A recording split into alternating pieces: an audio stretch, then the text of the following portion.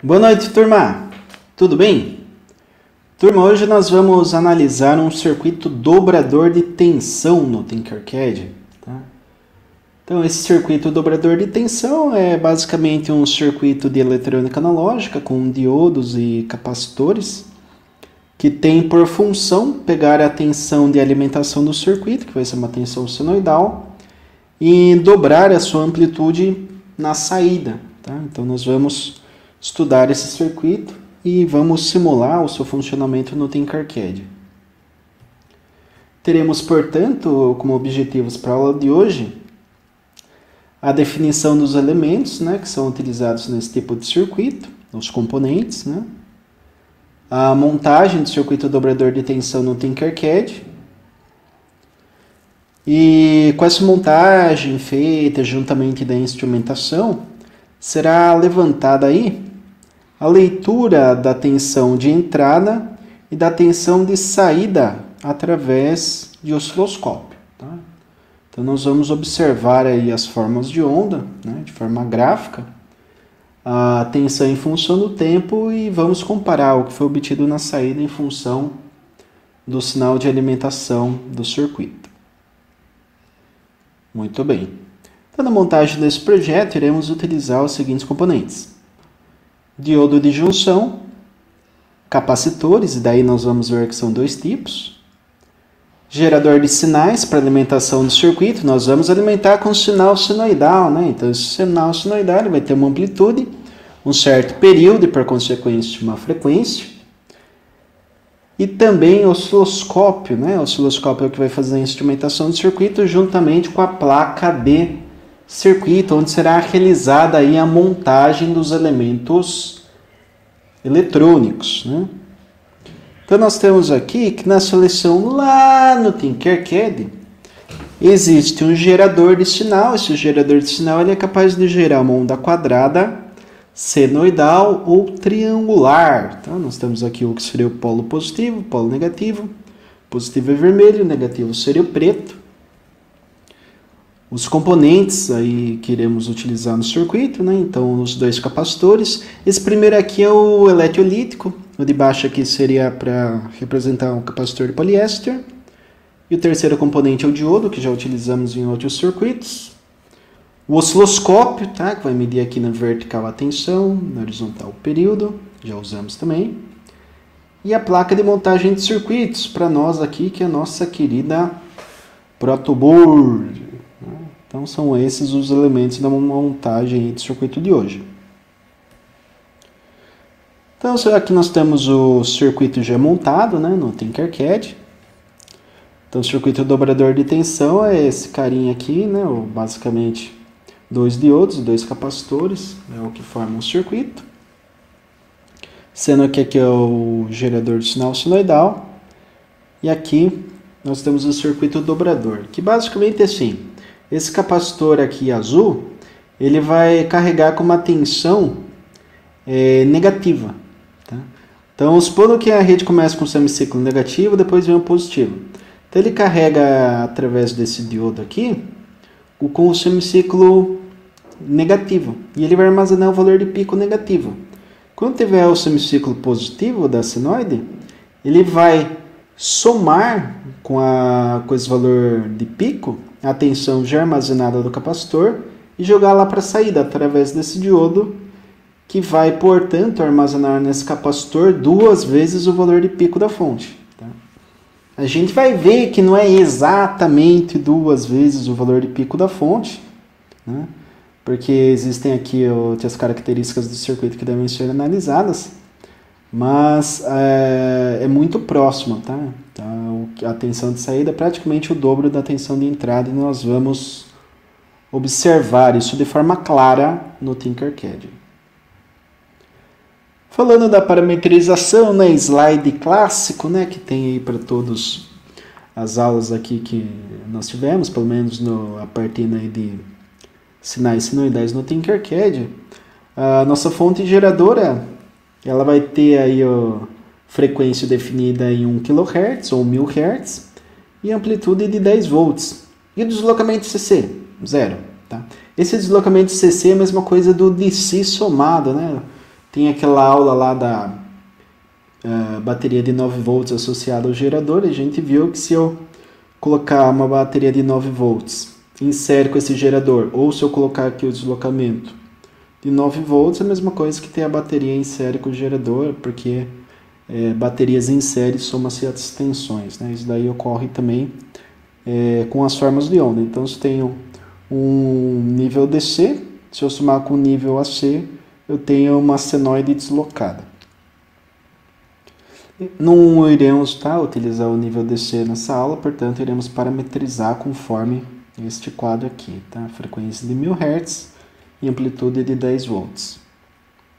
Se calcularmos o período, né, algo que sempre fazemos aqui, o período é inverso da frequência, portanto, 1 dividido por 1000 é 0,001 segundos, que equivale aí em 1 milissegundo. Tá? Então, 1 milissegundo, tendo esse dado, parametrizaremos o nosso osciloscópio para 100 microsegundos. Certo? Então, essa é a medição lá, que esse daqui é o passo, né, do tempo por divisão, que a gente vai ter na horizontal para medição do nosso sinal, tanto sinal de entrada quanto sinal de saída. Muito bem, aqui a gente parte já para medição do circuito, né? E perceba que esse circuito, ele é formado aqui um sinal senoidal, né? Tem lá o semiciclo negativo e o semiciclo positivo. Então, esse sinalzinho aqui, ele é um sinal alternado, né?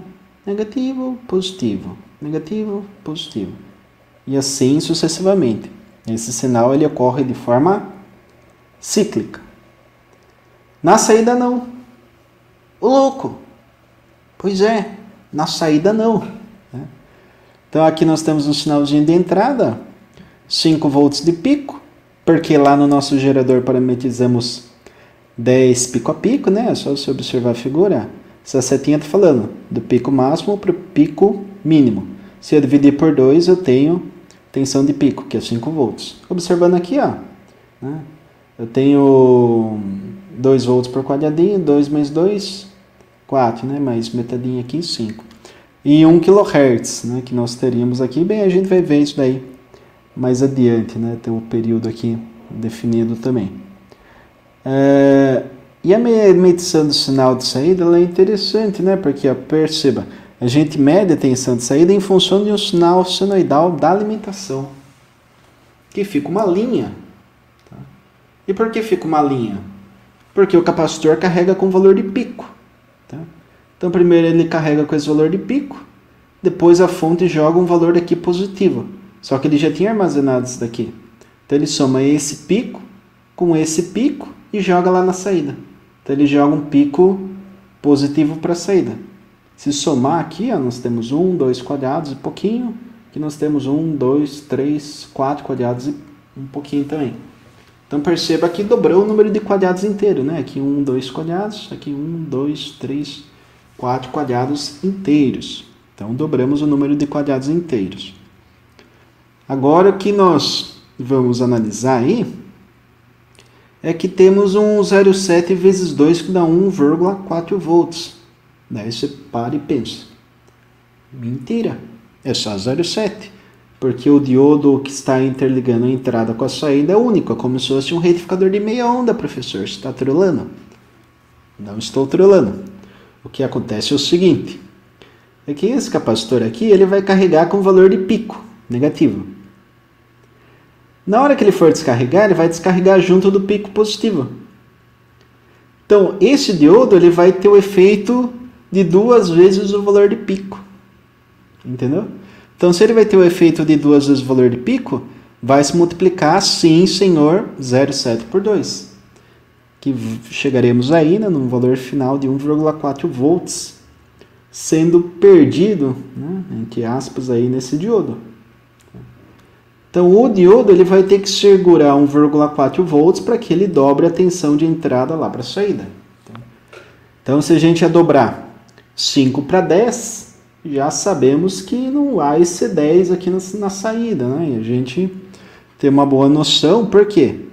Porque já estamos perdendo aqui 1,4 volts nesse diodinho aqui. Então já não vai ser mais os 10 volts da saída. Muito bem. Agora analisando o osciloscópio, dando um zoom, né, para a gente observar bem, nós temos lá aqui o sinal de tensão de entrada, ele é 20 volts, né, por 10 quadrados. Então 2 volts por divisão e obviamente temos 1, 2 quadrados e meio. Então 5 volts. Slide passado já estava claro que era isso mesmo. Aqui o que acontece? Aqui eu tenho 1 milissegundo por quadradinho, né? Então, aliás, é 0,1, tá? 0,1. Então, o que acontece é que se eu somar aqui, ó, eu tenho 0,1 mais 0,1, 3, 4, 5, 6, 7, 8, 9, 10. 10 vezes 0,1 dá 1 milli. 1 milli seria a frequência que nós temos lá do nosso gerador de 1 kHz, né? 1 kHz gera, aliás, um período aqui de 1 milissegundo e uma amplitude aqui do sinal de 5 volts, já que lá nós tínhamos colocado 10 volts pico a pico. Muito bem. Agora o sinal de saída também está nessa escala, né? Nós temos aqui 20 volts, tá? Aqui na vertical, então eu tenho 20 dividido por 1, 2, 3, 4, 5, 6, 7, 8, 9, 10. 20 dividido por 10, 2 volts por divisão. E agora chega a etapa interessante, né? Na saída eu tenho 4 e 1 quarto aproximadamente, vai, ó. Tenho 1, 2, 3, 4 quadrados completos. E aqui você vê que essa linha não está bem na metade, né? Metade seria mais ou menos aqui, ó. Ela está metade da metade, então metade da metade é 1 quarto. Meio de meio é 1 quarto, certo? Muito bem. Então, 4 e 1 quarto vezes 2 é a mesma coisa que 4,25. Por quê? 1 dividido por 4, 0,25. Mais 4, 4,25. Se eu multiplicar aqui 4,25 por 2, dá 8,5 volts. Daí você fala, nossa, mas que esquisito. Não era para dobrar o sinal da tensão de entrada? 5 vezes 2, 10. Aqui parece que deu 8,5. 10 menos 8,5 dá 1,5. Ah, tô entendendo. 1,5 é o que fica no diodo, né? O diodo que a gente analisou anteriormente, ele ia segurar 1,4. Aqui no simulador, né, obviamente eu estou aproximando bem isso aqui, né? Porque eu não consigo cravar que é exatamente 1 quarto de quadrado, né, onde está essa linha azul. Então, talvez seja um pouquinho a mais ali para dar os 8,6, mas pare e pense, pô, 1,4 para 1,5 de diferença para o que seria os 10 volts aqui, tá bem coerente, né, esse circuito aqui. A única relação aqui que é bem interessante, né, da gente ter em vista é que o dobrador de tensão, ele pega um sinal alternado e converte de uma certa forma, né, trabalha com diodos, tudo bem, num sinal de corrente contínua. Daí você fala, pô, isso daí é muito melhor que uma fonte. A gente estava estudando fonte e retificadores e, pô, o retificador em ponta eu preciso de 4 diodos para ter uma perda de 1,4 e retificar ainda um percentual das valor de pico. Aqui está dobrando e está ficando contínua na saída. Por que você não usa dobrador de tensão, então? Pelo seguinte, né? O dobrador de tensão, ele tem uma característica bem capacitiva e o capacitor, ele armazena a tensão no circuito. Só que aqui a gente não está falando de potência. Tá? Esse é o X da questão. Porque uma fonte você tem que associar tensão elétrica em corrente contínua com uma certa potência, né? Porque você vai alimentar alguma carga. Por exemplo, se você for alimentar um motorzinho de corrente contínua, obviamente, né, um motorzinho pequeno aí a gente não consegue nem falar em CV, cavalos, né? Mas pense que um motor ele consome tantos cavalos de potência, pense um motorzinho pequenininho, ele vai consumir aí alguns milésimos de cavalos de potência. Então, se você alimentar um motorzinho, ele vai ter um certo consumo de potência. Esse consumo de potência, embora seja DC, né, em corrente contínua, ainda é um consumo de potência. Então, o capacitor ele vai deixar a tensão dobrada na saída, linda, maravilhosa e sem consumo de potência. Põe uma carga aqui, ela abaixa, vai para zero. Tá? Então, esse circuitinho ele é interessante. Às vezes você quer fazer até aqueles mata-mosquitos, sabe? Que sai uma faísquinha, né? Uma frita mosquitinho. Você consegue fazer com dobrador de tensão, né? Porque o que vai gerar ali o arco vai ser a tensão. Mas e a potência? Essa potência ela consegue se manter ao longo do tempo? Eu consigo deixar o motorzinho ligado ao longo do tempo, por exemplo, para o sumo de robôs, né, que ocorre lá no Armando Panunzio? Não consegue. Por quê? Porque você não tem potência. Você tem uma linha de tensão dobrada em função da entrada. Mas se você for alimentar uma carga, essa linha de tensão, pum, se não tocar aqui o zero, vai ficar bem próximo a zero. Tá?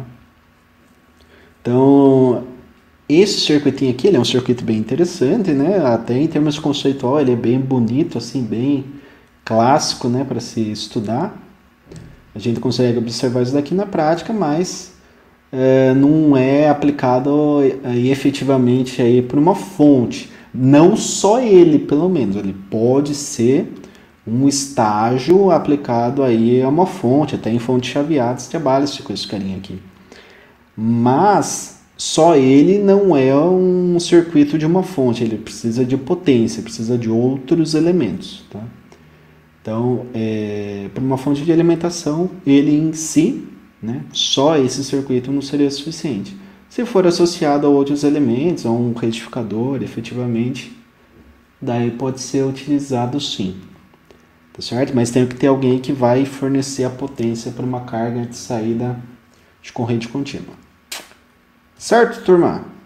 Então aqui a setinha, né, só para indicar, 8,6 seria um pouquinho aqui para baixo, né, dos 8,5, que somando lá com 1,4 daquela do diodo, chegaríamos em 10 volts pico a pico, que é a alimentação aqui da nossa geração. Então a aula de hoje é isso, eu agradeço a todos mais uma vez pela atenção, lembrando sempre, né, que estou disponível no Teams, no chat, lá pode mandar mensagem, foto, áudio, que vocês acharem pertinente sobre a disciplina. E isso aí, agradeço a atenção de todos, bons estudos, até!